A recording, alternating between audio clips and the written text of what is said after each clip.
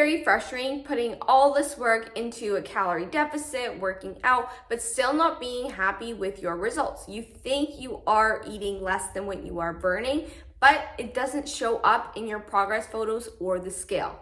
A calorie deficit is when your body is burning more energy than what it needs to sustain itself. When this happens, your body digs into its internal fat stores, which are your energy stores for energy. Here's the thing, you can be in a calorie deficit and not lose weight, but you can't be in a calorie deficit and not lose fat. Listen up and I'll tell you why. Many factors affect your weight on the scale, some of them being your hydration level, so how much water you are retaining or not retaining, your hormone profile at that given time, as well as your state of digestion. The most important one being the amount of muscle mass you have. So if you are consistently resistance training and you are really pushing yourself and you feel yourself getting stronger and you can see a little bit of muscle tone happening, but the scale weight is not moving, it's not budging, that is a really great indication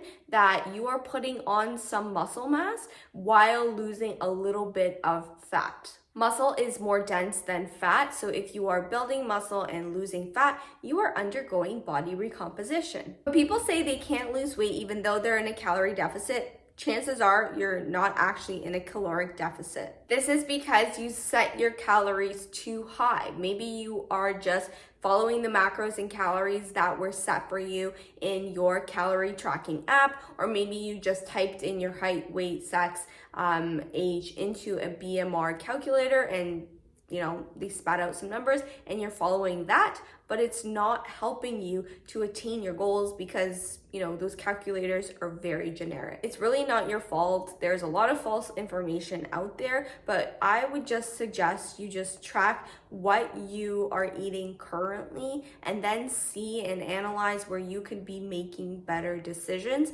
instead of just calculating what you think that your caloric deficit is. And so if you track what you are currently eating for about a week or two, that will be your maintenance calories. And then you can decide for yourself if you want to add in more exercise or if you want to pull more calories or if you want to do a combination of both so that you can see the results that you want. Another reason why you may not actually be in a calorie deficit is you're not tracking your calories or your macros accurately.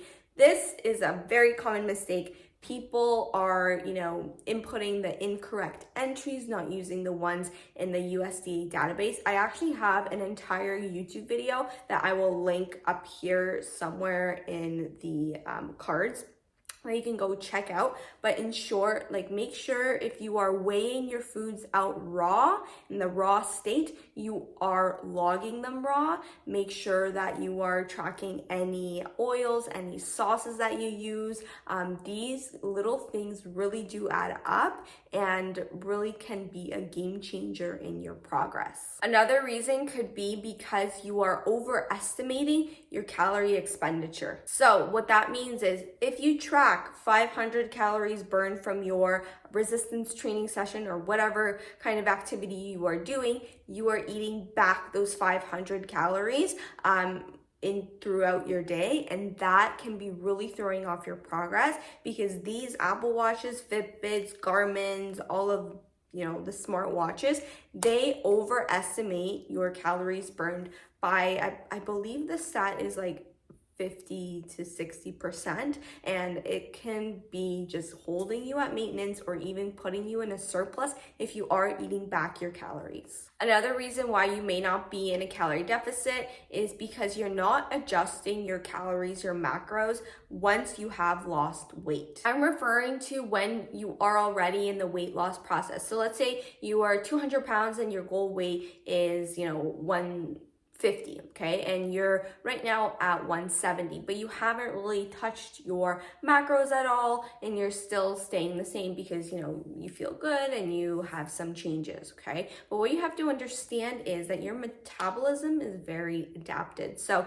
if you are eating a set amount of calories, as your body weight decreases, so will your calories because there is less of you for your body to sustain its functions. Okay, so that's another mistake I see all the time is as you start losing weight, your calories have to be adjusted in the process. If you still want to go ahead to your fat loss goal of 150, 160 maybe, let's say, then you're going to have to dive deeper into a deeper calorie deficit.